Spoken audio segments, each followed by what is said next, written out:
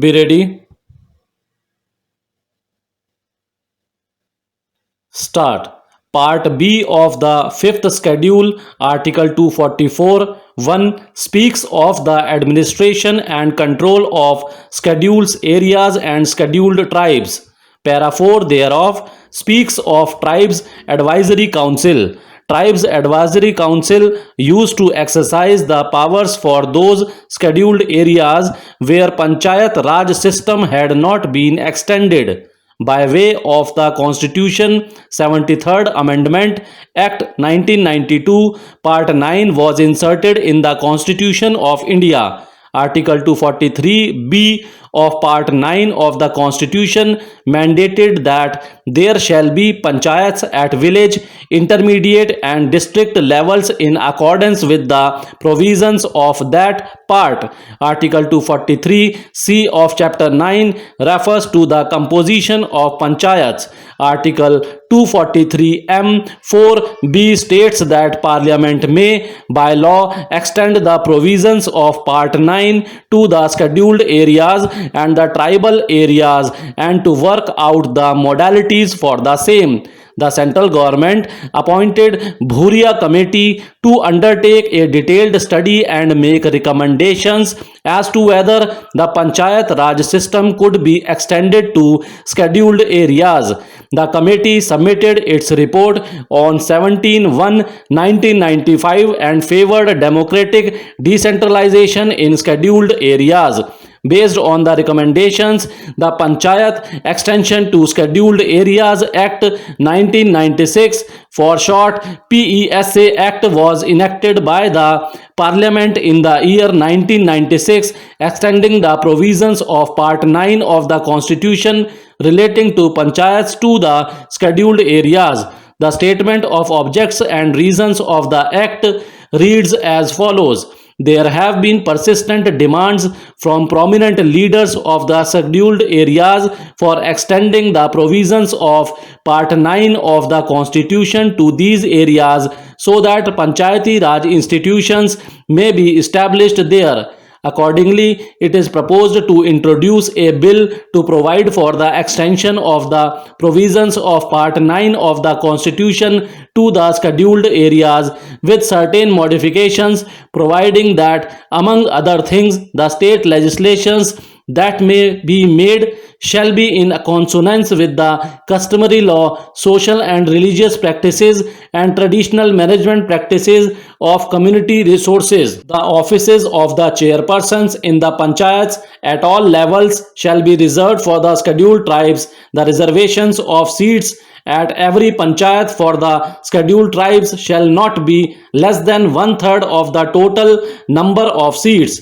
This court had occasion to consider the scope of PESA Act when the constitutional validity of the proviso to Section 4G of the PESA Act and few sections of the Jharkhand Panchayat Raj Act 2001 were challenged in Union of India versus Rakesh Kumar 2010 4 SCC 50, and this court upheld the constitutional validity. Section 4 of the PESA Act stipulates that the state legislation on panchayats shall be made in consonance with the customary law, social and religious practices, and traditional management practices of community resources.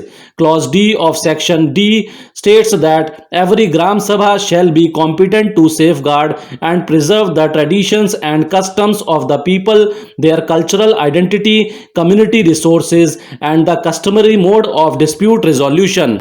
Further, it also states in Clause 1 of Section 4 that the Gram Sabha or the Panchayats at the appropriate level shall be consulted before making the acquisition of land in the scheduled areas for development projects and before resettling or rehabilitating persons affected by such projects in the scheduled areas, and that the actual planning and implementation of the projects in the scheduled areas shall be coordinated at the state level. Subclause K of Section 4 states that the recommendations of the Gram Sabha or the Panchayats at the appropriate level shall be made mandatory prior to grant of prospective license or mining lease for minerals in the scheduled areas. Panchayat has also endowed with the powers and authority necessary to function as institution of self-government. The customary and cultural rights of indigenous people have also been the subject matter of various international conventions. International Labour Organization (ILO) Convention on Indigenous and Tribal Populations Convention 1957 number 107 was the first comprehensive international instrument setting forth the rights of indigenous and tribal populations, which emphasized the necessity for the protection of social, political and cultural rights of indigenous people. Following that, there were two other conventions, ILO Convention number 169 and Indigenous and Tribal Peoples Convention 1989 and United Nations Declaration on the Rights of Indigenous People UNDRIP 2007. India is a signatory only to the ILO Convention number 107.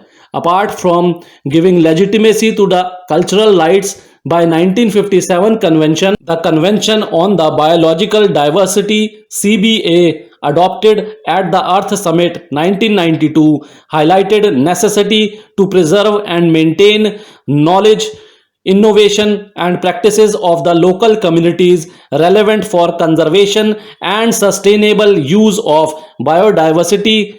India is a signatory to CBA. Rio Declaration on Environment and Development Agenda and Forestry Principle also encourage the promotion of customary practices conducive to conservation. The necessity to respect and promote the inherent rights of indigenous peoples, which derive from their political, economic, and social structures and from their cultures, spiritual traditions, histories, and philosophies, especially their rights to their lands, territories and resources, have also been recognized by United Nations in the United Nations Declaration on Rights of Indigenous People. STs and other TFDs residing in the scheduled areas have a right to maintain their distinctive spiritual relationship with their traditionally owned or otherwise occupied and used lands. Thank you.